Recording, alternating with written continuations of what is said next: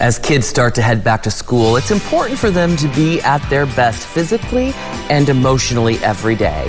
So to cut through the confusion and misinformation out there, one doctor is making it easy for parents by giving them 5 simple tips to follow to achieve this. Dr. Susan Maples is the author of Brave Parent, Raising Healthy, Happy Kids Against All Odds in Today's World. And she joins us this morning. Good morning, Dr. Good morning, Maples. Craig. Thank you for having me. Wow. So, boy, I'm telling you what, school's starting. We're all kind of geared up for a successful year, and you've got 5 tips that are going to help us. So jump right in. What's number 1? Well, number 1 is really what we eat, and that's, of course, pinnacle to health. It's called the 1 finger rule. With little kids, when you're shopping, if you can't cover the ingredients with 1 finger, it doesn't go in the cart. That's because we're really focused on eating whole foods or foods in their most natural source, not commercial, processed foods. When they can start to count, we say 5 ingredients or less. When they get smart enough to read, especially bigger words, if there are any words in the ingredient list that don't look like real food, they're not food. And so we want to teach kids not to put chemicals in their body, that we want to stick with real food. So if you're going to buy commercial foods, use the 1 finger rule. I love that. You know, when I look at those labels, sometimes I can't read those words. And I'm 47, so.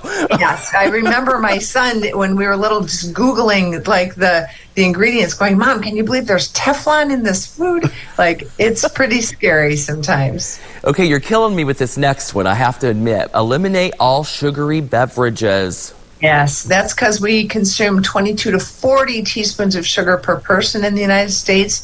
The World Health Organization and the American Heart Association has asked that we reduce our sugar consumption by 75% to regain metabolic health, reduce our risk for cardiovascular disease, etc., obesity, not to mention cavities. And 50% of the sugar we consume is in what we drink. So we're talking about eliminating all juice, all sports drinks, all sodas from your whole house, including the parents, because as it turns out, kids are really good mimics. They want to drink what you're drinking. I have no words for you right now. I know. I'm so sorry. I'm so sorry. I don't know what to do. Well, okay, so better hygiene and sleep are important, right? Yeah, sleep is really important.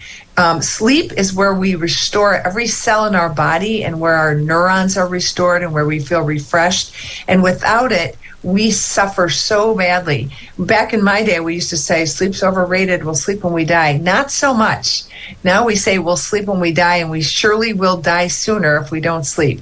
So creating a really good sleep habit and a sleep sanctuary where your kids can go into a room at night that's dark and cool and absent of all screens, that's probably killing you too, isn't it? But I will tell you, it's really important to dim the lights at night, to have story time, to have a time that's calming, and to keep a nice, dark, cool room. That's super important. No, I think that's the one step I can go with. But one thing that I think is super important, especially now after the pandemic, is not neglecting that emotional, social part of it, and to really have an open conversation with your kids about how they're feeling about things. For sure. We never want to neglect emotional, social, and cognitive health. And right now, when kids are at 40% anxiety disorder, that's a high prevalence. It doubled during COVID. We really need to be mindful that they're going to talk to us. So we need to give them the language of communicating their emotions. We need to give them coping mechanisms to cope with stress because we all have it and they have it. So things like breathing techniques and meditation and yoga or exercise, connecting with the outdoors. And one last thing, avoid secrets. We have a saying in our family that we don't keep secrets, only delightful surprises, because secrets can be dangerous, especially in days of bullying and social media problems. So we want kids to be able to speak with us openly and for us not to overreact, but to take it all in and help them cope. I love that. As we wrap up here, we got one more tip. Get up and go.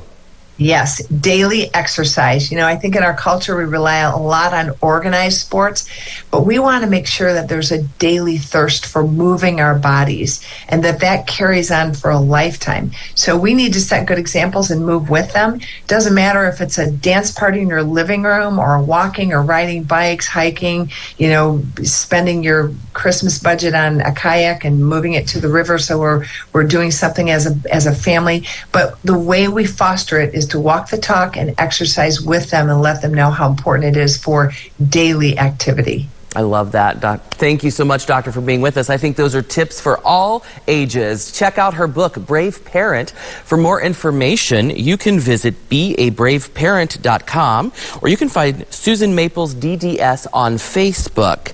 Check it out. This seems like a lot of great information. Still ahead on Hometown Living, the Sinclair Cares Blood Drive.